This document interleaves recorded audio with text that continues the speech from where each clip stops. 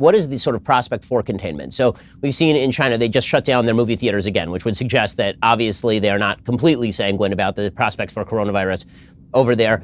We've also seen the possibility of second wave infections in places like Hong Kong and Singapore and Taiwan.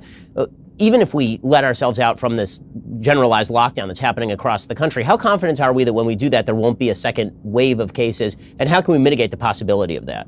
Well, that's really an important question. So what's happening in China right now is they're getting imported cases. So exactly what's happening to them is what happened to the rest of the world 2 and 3 months ago. And it's very interesting how everybody's reacting to it. I mean, they're shutting down things and saying people don't come into our country. And then very early in the epidemic, when the rest of the world was saying that, even the head of WHO said, well, we shouldn't stop air transport and traffic. And so it's very interesting. China has come around to the way the Europe and the United States is looking at it because they don't want new cases coming into China. So everybody understands now how this has moved around the world.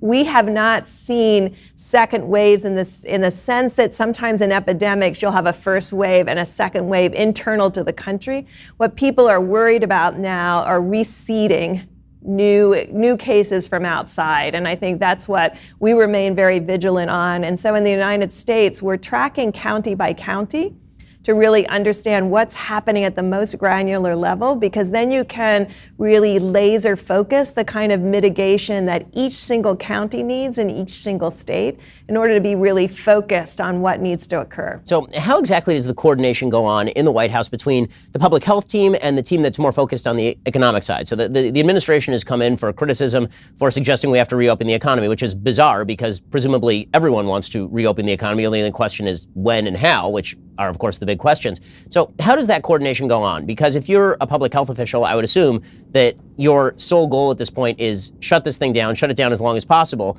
And at the same time, there are health consequences and the economy is real. Millions of people losing their jobs this week. How do those needs get balanced out? How does that conversation go at the White House? Well, the good news is both the economic group and the public health group are meeting together every day. And what's been really seamless to me is both are using data.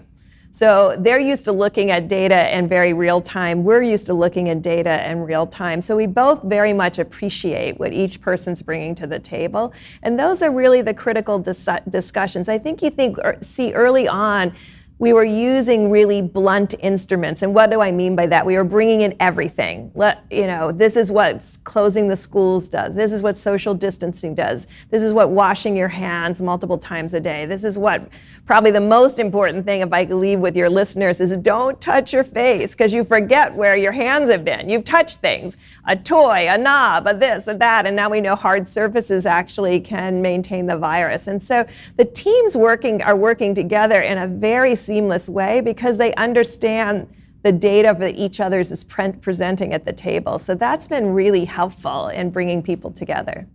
Thank you for tuning in to The Daily Wire, one of the fastest growing conservative media outlets in the country. If you enjoyed this video, be sure to give it a like and subscribe to our YouTube channel so you don't miss out on any of our content.